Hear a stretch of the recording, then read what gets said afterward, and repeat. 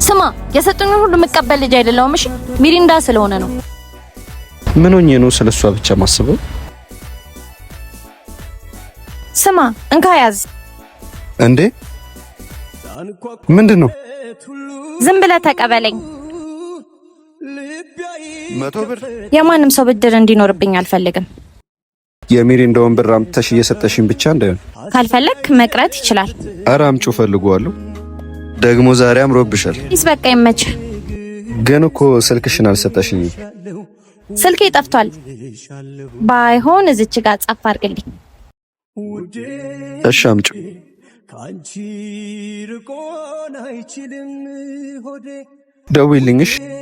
ደግሞ እንዳይጠፋብሽ አደምቀዋለሁ